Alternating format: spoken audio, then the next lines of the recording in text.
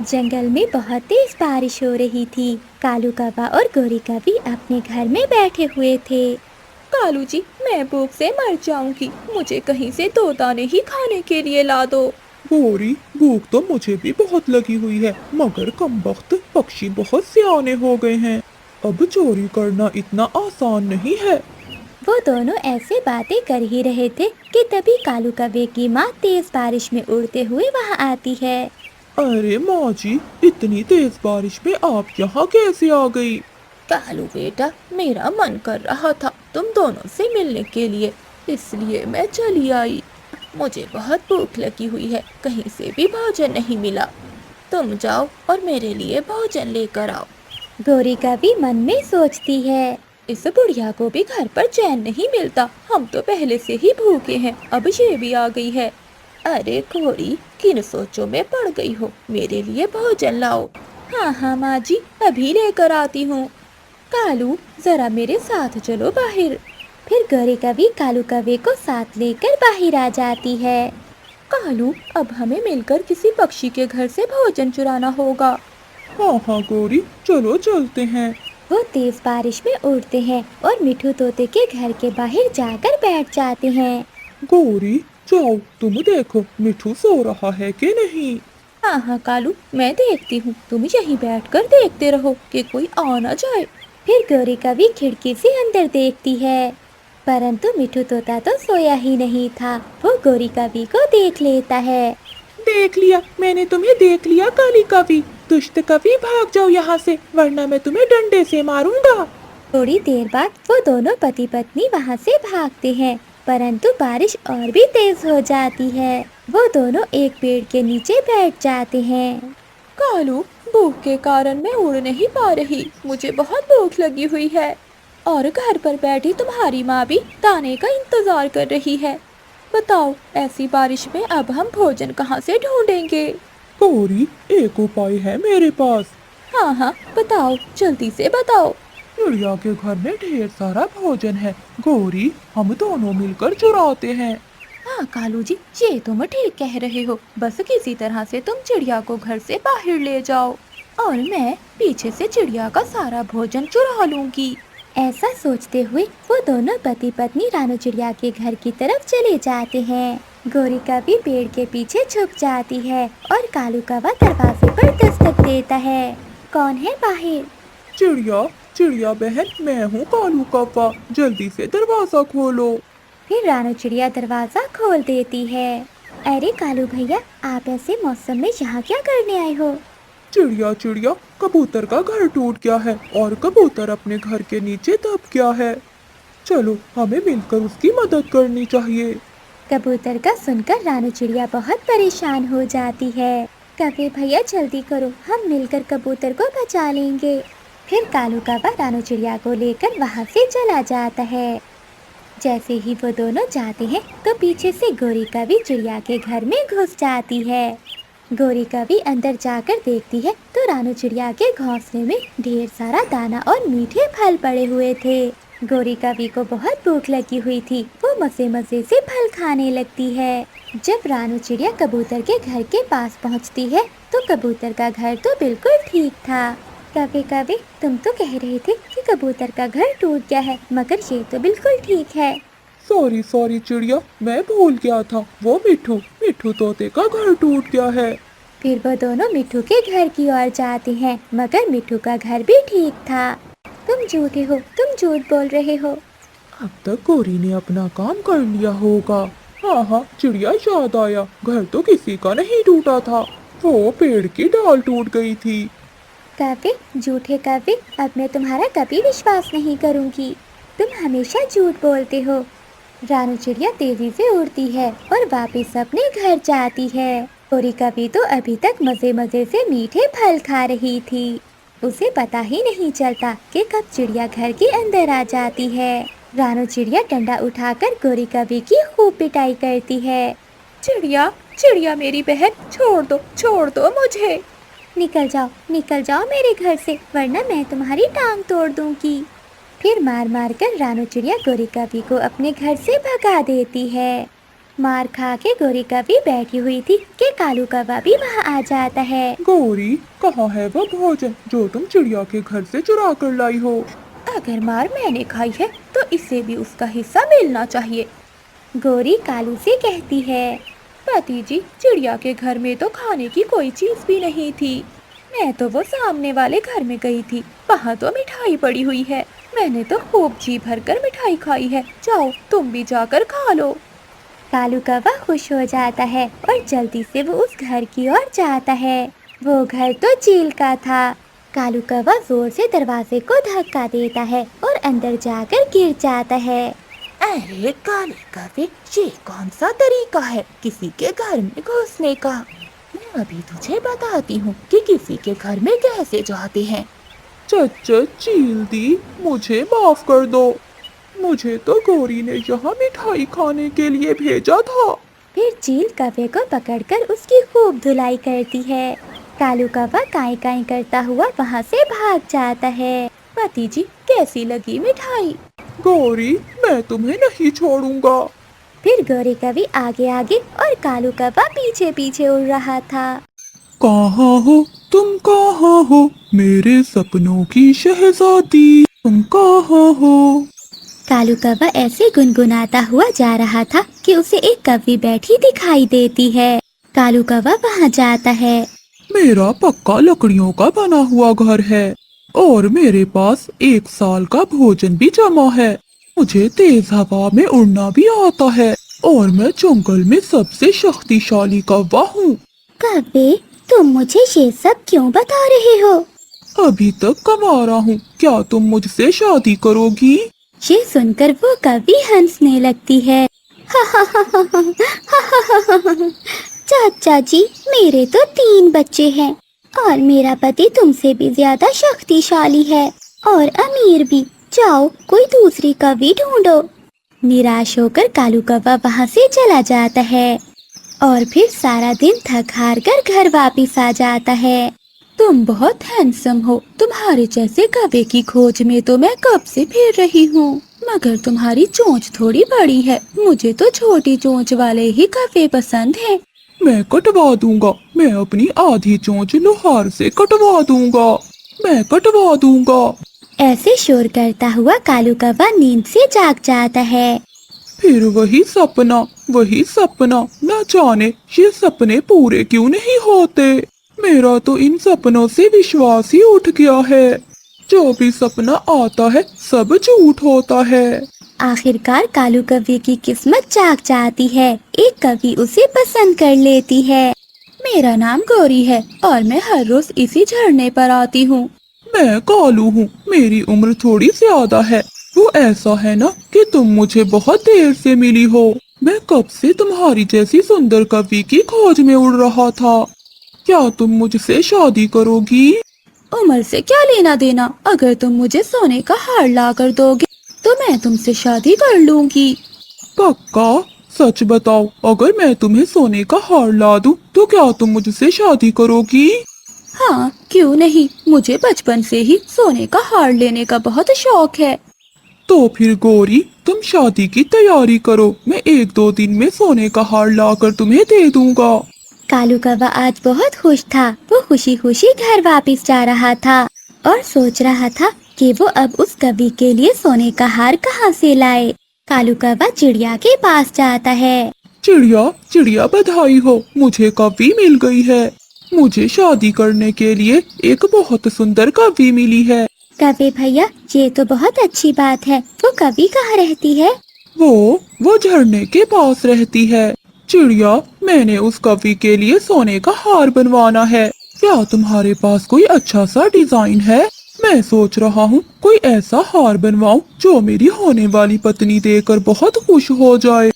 कौवे भैया, आप तो जानते हैं मेरे पास ये सब कहाँ से आएगा, मगर हाँ, हरियाली बहन के पास है एक सोने का हार। तुम उसका डिजाइन देख लो, हो सकता है तुम्हें उसका डिजाइन पसंद आ जाए। ये सुनकर कालू कौवा बहुत खुश हो जाता है। मैं जाता हूँ, मैं अभी हरियाली तोती के पास जाता हूँ। फिर कालू कौवा हरियाली तोती के घर जाता है। हरियाली, मुझे चिड़िया ने बताया है कि तुम्हारे पास सोने का हार है। मैं वो डिजाइन देखना चाहता हूँ। क्या कवे भैया, तुम शादी कर रहे हो? हाँ हाँ, कल मुझे एक कवि ने पसंद कर लिया है। मैं उसके लिए सोने का हार बनवाना चाह रहा हूँ। फिर हरियाली तोती अपनी अलमारी से सोने का हार निकालकर कालू कवे को दिखाती है। ये हार तो बहुत सुंदर है। मैं अपनी होने वाली पत्नी के लिए ऐसा ही हार बनवाना चाहता हूँ। कालू कौवा वो हार देखकर अपने घर चला जाता है। कालू कौवा घर जाकर सोचने लगता है कि वो कैसे हरियाली तोती का सोने का हार चोरी कर सके। अगले दिन कालू कौवा नदी पर बैठा हुआ था कि हरियाली तोती और मिठू तोता कहीं जा रहे थे।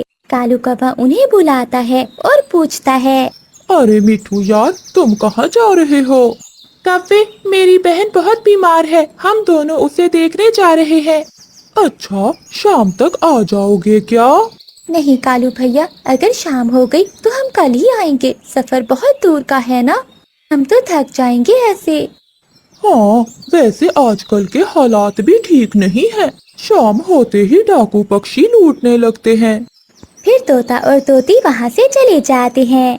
कालू कौवा खुशी से उछलने लगता है। हरियाली के गले में हार नहीं था, इसका मतलब वो हार घर में ही होगा। जैसे ही रात होती है, कालू कौवा हरियाली तोती के घर जाता है और खिड़की के रास्ते वो घर के अंदर घुस जाता है। कहाँ है वो अलमारी? हाँ, वो रही।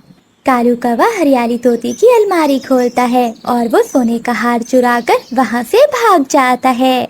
वो अपने घर जाकर वो सोने का हार एक संदूक में छुपा लेता है और फिर सो जाता है। फिर दूसरे दिन हरियाली तोती और मिठू तोता भी लौट आते हैं। अलमारी में अपना हार ना देखकर हरियाली तोती तो रोने लग जाती है। मिठू जी, मेरा सोने का हार नहीं है अलमारी में। हरियाली, ये तुम क्या कह रही हो? ऐसा कौन कर सकता है? भला किसी को क्या मालूम कि अलमारी में सोने का हार है? मिठू जी, कल कालू कौवा आया था मेरे हार का डिजाइन देखने। वो कालू कौवा तो एक नंबर का चोर है, मगर अब वो कहाँ मानेगा। मैं अभी जाता हूँ। तोता जल्दी से कौवे के पास जाता है। यार कालू, अगर तुमने हरियाली का हार चुराया है तो मुझे सच सच बता दो, वरना मैं पुलिस को बुलाऊंगा। कालू कौवा जोरों से रोने लग जाता है। आह, अरे अरे मिठू यार, भला मैं ऐसा क्यों करूँगा? हरियाली बहन है मेरी, भला मैं क्यों चुराऊंगा हरियाली का हार? मैं तो बस कल डिजाइन देखने गया था, मेरा विश्वास करो। तो फिर चोरी कौन कर सकता है? ये बात पूरे जंगल में फैल जाती है। कालू कौवा संदूक से वो हार निकालता है और एक रुमाल में बांधकर अपनी होने वाली पत्नी गोरी कवि के पास जाता है। मैंने कर दिया, देखो मैं ले आया। सुंदर कवि, देखो मैं तुम्हारे लिए सोने का हार ले आया। सच? क्या ये सोने के हैं? तो और क्या, चाहो तो सुनार से चेक करवा लो, मगर अभी तुम इसे गले में न पहनना, दूसरे पक्षी देखकर चलेंगे। वहीं थोड़ी दूर झाड़ियों में बैठा कबूतर ये सब कुछ देख रहा था। ये हार तो हरियाली का है, मैं अभी जाकर बताता हूँ मिठू को। कबूतर जल्दी से भागता है, वो तोतों के पास जाता है। हरियाली बहन, तुम्हारा हार कौवे के पास है।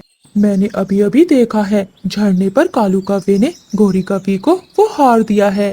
सुंदर कालू जी, अब तुम चिंता न करो, हम कल ही शादी करेंगे। अब हमारी शादी समझो पक्की हुई। लूसी कबूतरी ने 5 अंडे दिए थे, वो बहुत खुश थी। कबूतरी के पड़ोस में चिड़िया और कौवे भी रहते थे। चिड़िया लूसी कबूतरी के पास जाती है। लूसी बहन, आपको बहुत बहुत मुबारक हो, आपके यहाँ तो 5-5 अंडे आए हैं। हाँ चिड़िया, खुशी के साथ साथ गम भी है। अगर मेरे कबूतर जी मेरे पास होते तो मैं इन अंडों की रक्षा कर सकती। अब मुझे बहुत डर लग रहा है, आखिर मैं इन बच्चों को कैसे पालूंगी। लूसी बहन, आप चिंता न करें, मैं आपके साथ हूँ। जब भी आपको मेरी जरूरत हो आप मुझे बुला लेना, मैं दौड़ी चली आऊंगी। दूसरी ओर कौवों को भी ये बात पता चल जाती है कि लूसी कबूतरी ने 5 अंडे दिए हैं। कालू, सुना है लूसी ने 5 अंडे दिए हैं। कालू जी, कितना अच्छा होता अगर वो चील उस कबूतर के साथ साथ इस लूसी को भी खा लेती। गौरी, तुम ऐसा क्यों बोल रही हो? भला लूसी के बच्चे हमारा क्या नुकसान करेंगे? कालू जी, वो मोटी लूसी क्या थी, अब उसके 5-5 अंडे भी आ गए। जब लूसी के बच्चे निकल आए, हम तो भूखे मरेंगे। जंगल का सारा भोजन तो यही खा जाएंगे, हम क्या खाएंगे भला। हाँ गौरी, बात तो तुम्हारी ठीक है, कुछ न कुछ तो करना ही पड़ेगा। मैं अभी जाकर करता हूँ बात। कालू कौवा लूसी कबूतरी के घर जाता है। कालू भैया, ये देखें मेरे प्यारे प्यारे 5 अंडे। लूसी, मैं तुम्हें पहले समझा रहा हूँ, ये जंगल के सारे फलों के पेड़ हमारे हैं, यहाँ से तुम अपने बच्चों को कुछ भी नहीं दोगी। कालू भैया, ये पेड़ पौधे सबके साझे हैं, फिर आप ऐसा क्यों कह रहे हैं। हाँ लूसी, आज तक ये सबका साझा था, लेकिन अब से ये सब हमारा है, क्योंकि किसी भी पक्षी के 5-5 अंडे नहीं हुए। इसीलिए खबरदार, बच्चों के होते ही तुमने यहाँ से भोजन लिया तो अगर मैंने तुझे देख लिया तो मैं बहुत मारूंगा तुझे और तेरे बच्चों को भी। ऐसे धमकाकर कालू कौवा घर चला जाता है। ऐसे ही कुछ दिन बीत जाते हैं। लूसी कबूतरी के अंडों से बच्चे भी निकल आते हैं। अगले दिन लूसी कबूतरी अपने बच्चों से बोलती है, मेरे प्यारे बच्चों, आज मैं तुम सबका भोजन लेने दूसरे जंगल जा रही हूँ। हो सकता है मुझे आने में देर हो जाए। तुम सब रोना मत और घोंसले से बाहर नहीं जाना। अगर मैं चिड़िया बहन से मदद मांगूंगी तो आखिर कब तक, मुझे अपने बच्चों के लिए खुद ही कुछ करना होगा। लूसी कबूतरी ऐसा सोचती है और वो अगले दिन से ही भोजन लेने चली जाती है। कालू जी, कबूतरी के बच्चे घर में अकेले बैठे हैं, लगता है कबूतरी भोजन लेने दूसरे जंगल गई हुई है। जाती कैसे नहीं, मेरे डंडे से डर जो लगता है सबको। हाँ हाँ, बस बस, कोई बड़ा काम नहीं कर दिया तुमने। मजा तो तब आता जब वो कबूतरी अपने बच्चों को साथ लेकर दूसरे जंगल ही चली जाती। बच्चों को इंतजार करते करते सुबह से शाम हो जाती है। बच्चे भूखे थे, उन्हें तो उड़ना भी नहीं आता था। भैया, बाहर पेड़ पर कितने फल लगे हुए हैं, हम यहीं से खा लेते। मम्मा को इतनी दूर जाने की भला क्या जरूरत थी। गुड़िया, मम्मा ने कहा है कि अगर वो यहाँ से भोजन लेंगी तो वो कौवे हमें मारेंगे। ऐसे बच्चे बहुत उदास थे, पर मम्मा कबूतरी क्या करती, उसे कौवों से बहुत डर लगता था। वो भोजन लेकर वापस आ रही थी कि रास्ते में एक शिकारी चील उसे देख लेती है।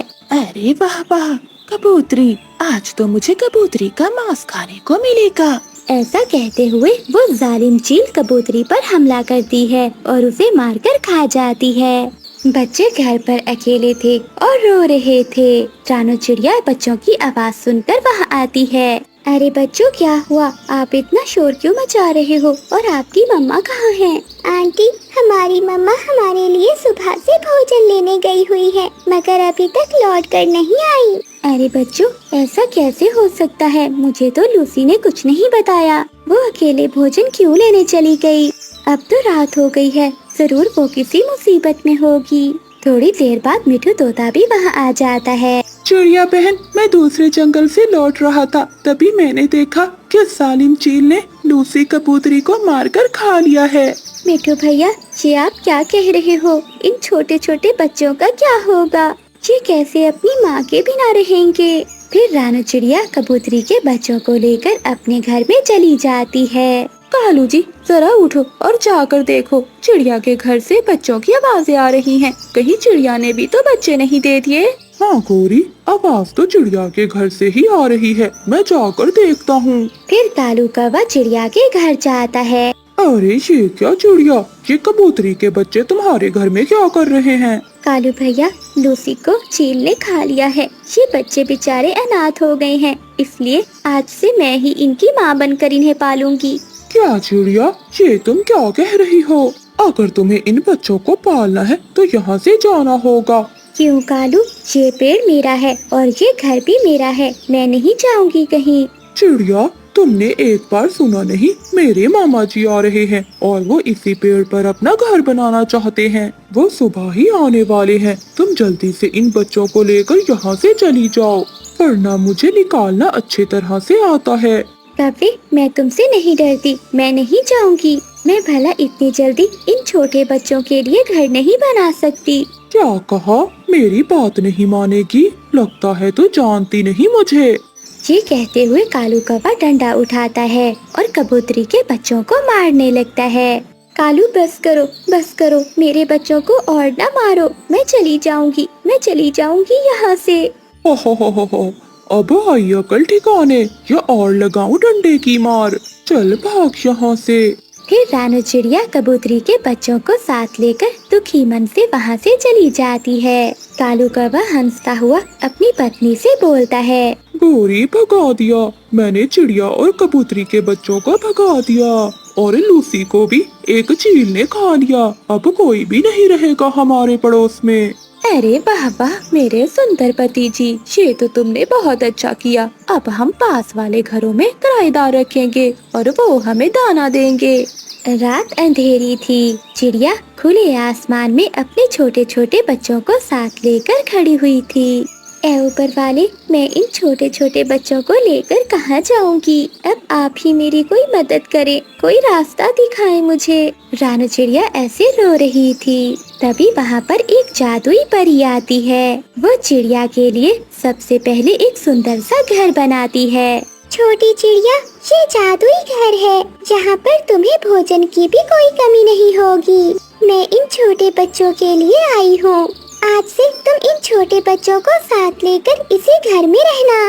परी जी, आपका बहुत बहुत धन्यवाद। फिर परी वहाँ से आसमान में चली जाती है और चिड़िया कबूतरी के बच्चों को साथ लेकर घर में चली जाती है।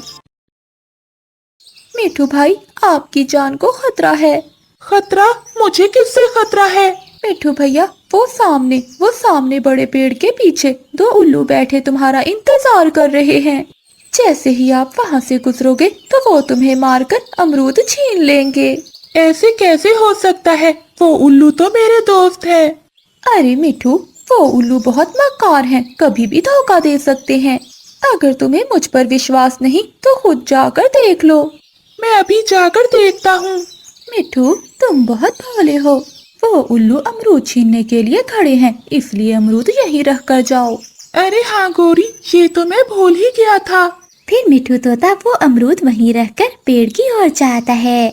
लालच और डर ऐसी चीज है जिसे दिखाकर सभी को बेवकूफ बनाया जा सकता है। गोरी कवि मिठू तोते को उल्लू बनाकर अमरूद लेकर वहाँ से भाग जाती है। मिठू तोता बड़े पेड़ के पीछे जाकर देखता है, लेकिन वहाँ पर तो कोई भी नहीं होता है। अरे यहाँ तो कोई भी नहीं है। जब मिठू तोता वापस आकर देखता है तो वहाँ गोरी कवि भी नहीं थी। वो काली कवि मुझे बेवकूफ बनाकर मेरे अमरूद लेकर भाग गई है। मैं उसे छोड़ूंगा नहीं। बदमाश कवि ने पूरे जंगल के पक्षियों के नाक में दम कर रखा था, जिस कारण जंगल के सारे पक्षी अपनी फरियाद लेकर महारानी चील के पास जाते हैं। महारानी चील, इस कवि का कुछ करना होगा। हाँ महारानी चील, कबूतर बिल्कुल ठीक कह रहा है। आज वो काली कवि मुझे बेवकूफ बनाकर मेरे अमरूद छीनकर भाग गई। मिठू, तुमसे तो वो अमरूद चुरा कर भाग गई, मगर मेरा तो वो बच्चा ही चुरा कर भाग गई थी। बड़ी मुश्किल से मैं अपने बेटे को वापस लाई हूँ। अगर वो मेरे बेटे को अपने पास रखती तो उसे भी अपने जैसा कौवा बना लेती। महारानी चील, अब आप ही कुछ कीजिए। बुलबुल, उसने मुझे भी परेशान किया हुआ है, इसका कुछ न कुछ तो करना ही होगा। महारानी चील, क्या मैं कोई मशवरा दे सकता हूँ? हाँ हाँ कालू कव्वे, क्यों नहीं। जैसे लोहा लोहे को काटता है, ऐसे एक कौवा कवि को हराने की तरकीब बता सकती है। काली पहाड़ी पर एक चमत्कार कुआं है। अगर आप उस चमत्कारी कुएं को छू लेंगी तो कोई भी जंगल का पक्षी आपका मुकाबला नहीं कर पाएगा। कालू, आखिर उस कुएं में ऐसा क्या है जिसको छूने से चमत्कार हो जाएगा? महारानी जी, ये देखने के लिए आपको कुएं को छू कर आना पड़ेगा। ठीक है कव्वे, किसी दिन मैं वहाँ जरूर जाऊंगी। ऐसे ही कुछ दिन और बीत जाते हैं। एक दिन सुबह सुबह कालू कौवा चील महारानी से मिलता है। महारानी जी, अभी तक आपने उस कुएं को नहीं छुआ? नहीं। एक बार आप उस कुएं को छू कर आइए, फिर देखिए चमत्कार। कालू कौवा बार बार महारानी चील को उस चमत्कारी कुएं को छूने के लिए कह रहा था, मगर किसी कारण महारानी चील वहां नहीं जा पा रही थी। उल्लू और भूरा कौवा एक साथ बैठे हुए थे। वो गोरी कवि को आता हुआ देखकर बोलते हैं, भूरे, वो देख, तेरी भाभी आ रही है। अरे उल्लू, भाभी होगी तेरी। मेरी तो वो सपनों की रानी है। अच्छा पूरे, आज फैसला हो ही जाए कि गोरी किसकी भाभी है और किसके सपनों की रानी। जैसे ही गोरी कवि उनके पास आती है तो वो दोनों कहते हैं, रुक जा गोरी, आज तुझे बताना ही पड़ेगा कि तू मेरे सपनों में क्यों नहीं आती है। भूरा कौवा कहता है, और मुझे ये भी बताना पड़ेगा कि तुम मुझसे शादी करने के लिए तैयार हो कि नहीं। ये सुनते हुए गोरी कवि कहती है, मैं तुम दोनों को चाहती हूँ, मगर मैं क्या करूँ, मैं तुम दोनों से शादी तो नहीं कर सकती ना। अब ये फैसला तुम दोनों ही कर लो कि मैं किससे शादी करूँगी। मगर हम ये फैसला कैसे करेंगे। बदमाश कवि उन दोनों को लड़ने के लिए कहती है, ऐसा करो, तुम दोनों लड़ाई करो, जो जीत जाएगा मैं उसी की पत्नी बन जाऊंगी। कवि को पाने की चाहत में भूरा कौवा और उल्लू दोनों लड़ने लगते हैं। गोरी कवि उनकी लड़ाई करवाकर वहाँ से चली जाती है। गोरी, मैंने सुना है कि कल महारानी उस कुएं को छूने वाली है। हाँ कालू जी, किसी को नहीं पता कि वो कुआं चमत्कारी नहीं बल्कि श्रापित है। हाँ गोरी, महारानी चील के मरते ही मैं जंगल का राजा बन जाऊंगा और तुम बनोगी मेरी रानी। उन दोनों की बातें रानू चिड़िया एक पेड़ के पीछे बैठी सुन रही थी। इसका मतलब है ये दोनों मिलकर महारानी चील को मारना चाहते हैं। उन दोनों की बात सुनकर आधी रात को रानू चिड़िया महारानी चील के पास जाती है। रानू चिड़िया, इतनी रात को तुम यहाँ क्या करने आई हो। महारानी, आपकी जान को खतरा है। मेरी जान को खतरा? भला किससे? कौन मुझे मारना चाहता है? चिड़िया, तो मुझसे मजाक कर रही है ना। महारानी, मैं झूठ नहीं बोल रही, वो कुआं श्रापित है, आप वहाँ ना जाना।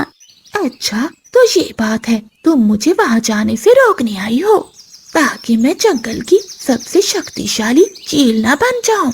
लेकिन चिड़िया, मैं वहाँ जरूर जाऊंगी। महारानी चील, मेरा विश्वास करें, वो कुआं श्रापित है। उसे छूते ही आपकी शक्तियाँ खत्म हो जाएंगी और आप वहीं मर जाएंगी। महारानी चील, मेरा विश्वास करें, अगर मैं झूठ बोलूं तो आप मुझे मारकर खा जाना। फिर चील को रानू चिड़िया की बातों पर विश्वास होने लगता है।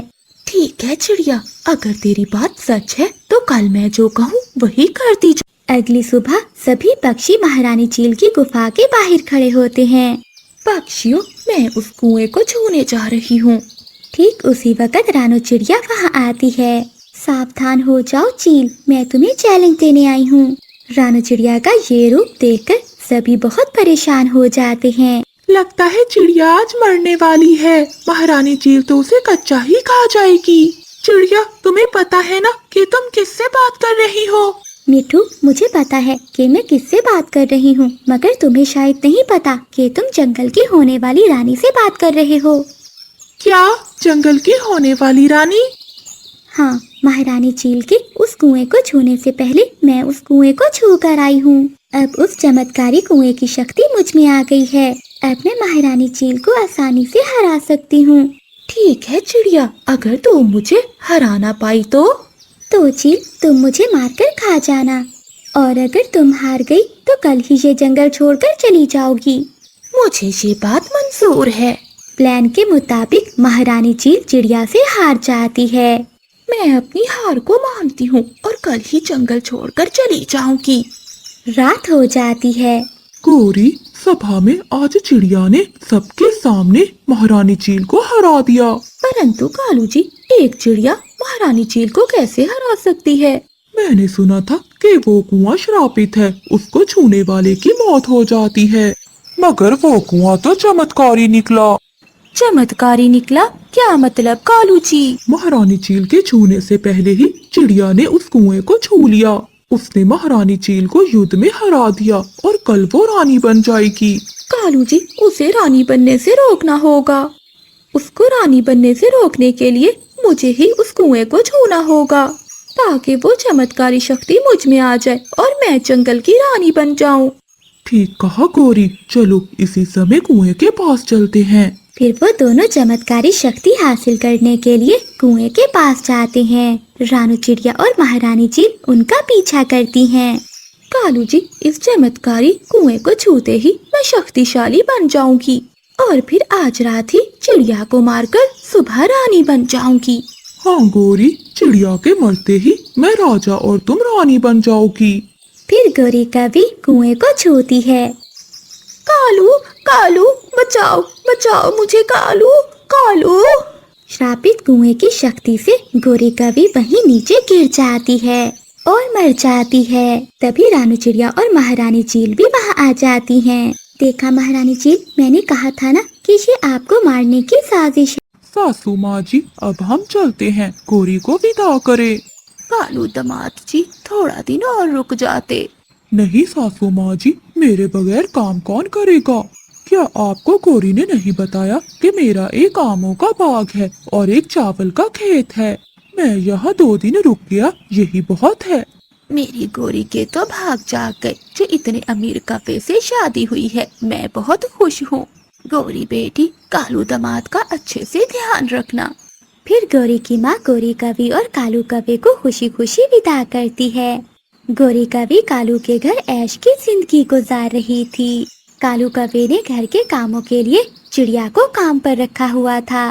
चिड़िया, जल्दी से मेरी पत्नी के लिए स्वादिष्ट खाना बना दो। जी मालिक कवि, मैंने आपके आने से पहले ही भोजन बना कर रख दिया है। फिर रानू चिड़िया उन्हें खाना देती है। खाना बहुत स्वादिष्ट था। गौरी कवि रानू चिड़िया की तारीफ करती है।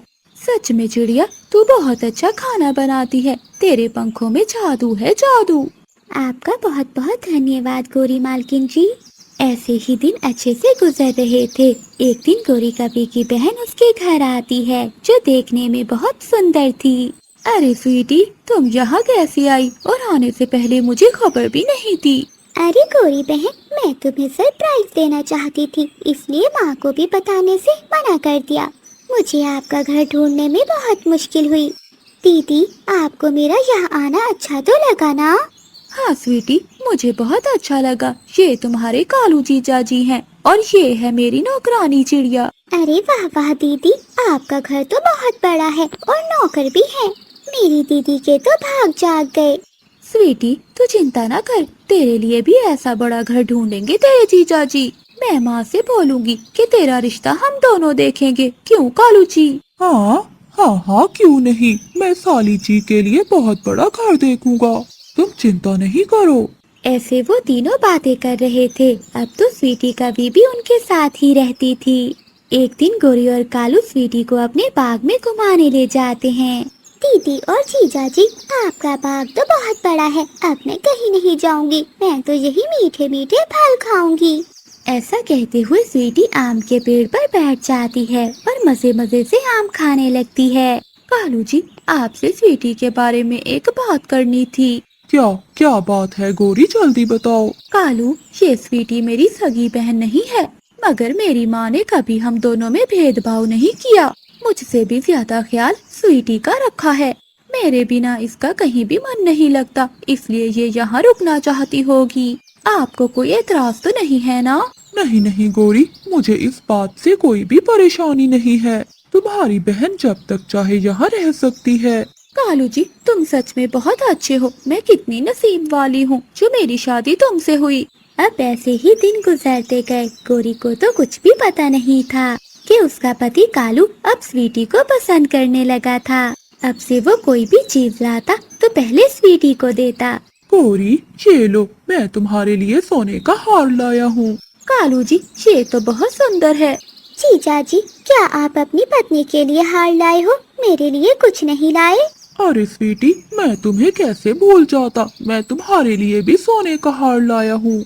स्वीटी वो हार देखकर बहुत खुश होती है। रानू चिड़िया रसोई में बैठी उन तीनों को देख रही थी। ये गौरी मालकिन बहुत भोली है, इन्हें तो कुछ भी पता नहीं चलता, मगर मुझे कुछ भी ठीक नहीं लग रहा। अब से मैं इन दोनों पर नजर रखूंगी। रानू चिड़िया बैठी ऐसा बोल ही रही थी कि तभी गौरी कवि रानू चिड़िया के पास आती है। चिड़िया, पास वाले जंगल में मेला लगा हुआ है, हम सब मेला देखने जा रहे हैं, तुम भी हमारे साथ चलो। नहीं गौरी मालकिन जी, आप ही जाइए, मुझे घर पर बहुत काम है, मुझे कपड़े भी धोने हैं। देखो चिड़िया, काम का क्या है, आकर भी कर लेना। अब चुपचाप मेरे साथ चलो, वरना मैं भी नहीं जाऊंगी। अब रानू चिड़िया उन्हें मना नहीं कर पाती, वो भी उनके साथ मेला देखने चली जाती है। चलो हम सब झूला झूलते हैं। मिठू भाई हमें 4 टिकटें दे दो। नहीं गौरी, मैं नहीं झूलूंगा, मुझे चक्कर आते हैं। और हाँ दीदी, मैं भी नहीं झूलूंगी, मुझे भी चक्कर आते हैं। कोई बात नहीं, मैं और चिड़िया ही झूल लेते हैं। चलो चिड़िया।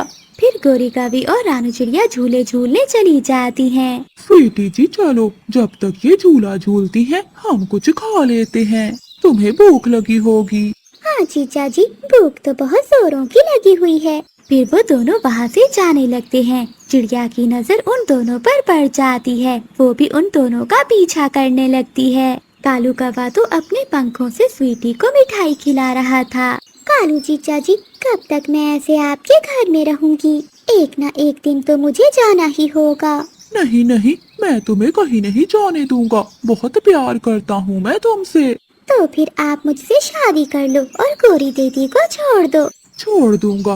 गौरी को क्या, तुम्हारे लिए मैं सबको छोड़ दूंगा। हाय मैं मर गई, ये दोनों तो बहुत बुरे निकले। अगर मैंने अभी भी मालकिन को ना बताया तो उनकी जिंदगी खराब हो जाएगी। अब मुझे ही कुछ करना होगा। फिर अगले दिन रसोई में बैठी चिड़िया गौरी कवि से कहती है, गौरी मालकिन, क्या आपको ये नहीं लगता कि स्वीटी को आए यहाँ काफी दिन हो गए हैं? अब स्वीटी को आपकी माँ के पास जाना चाहिए, वो घर में अकेली होंगी।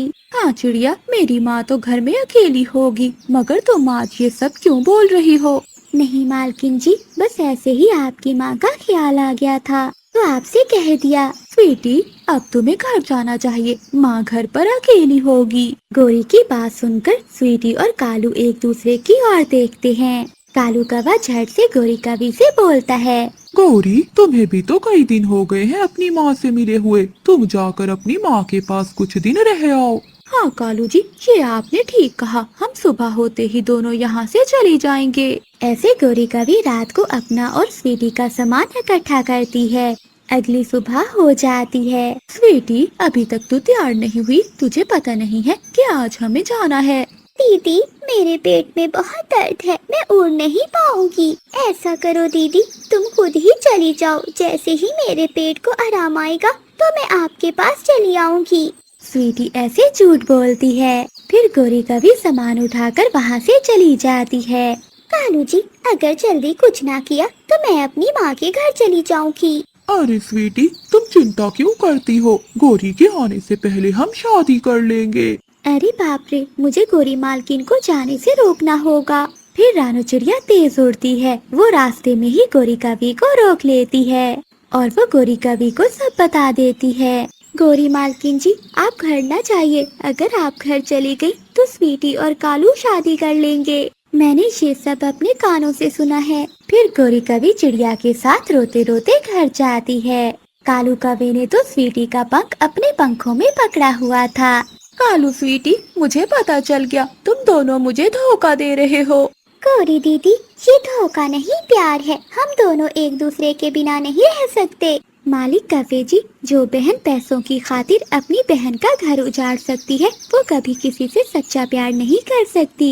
गौरी मालकिन बहुत अच्छी हैं, जिसने कभी तुम पर शक नहीं किया। कृपया आप ऐसा ना करें, गौरी मालकिन को ना छोड़ें। छोटी चिड़िया, तुम एक नौकरानी हो, मालकिन नहीं। अपनी चोंच बंद रखो। मुझे पता चल गया स्वीटी कि तू मेरी सौतेली बहन है। अगर मेरी सगी बहन होती तो कभी अपनी बहन का घर न उजाड़ती, कुछ तो शर्म करती। कालू जी, हमें इनकी बातों पर ध्यान नहीं देना चाहिए। चलो हम शादी करते हैं। इनका क्या है, ये तो ऐसे बोलती रहेंगी। नहीं नहीं स्वीटी, मैं तुमसे शादी नहीं करूँगा। चिड़िया ठीक कह रही है, तुम अभी के अभी यहाँ से चली जाओ। मेरी गोरी पत्नी बहुत अच्छी है। फिर कालू कौवा खुद स्वीटी को अपने घर से भगा देता है और अपनी पत्नी से माफी मांगता है। गोरी, मैं बहुत शर्मिंदा हूँ, मुझे माफ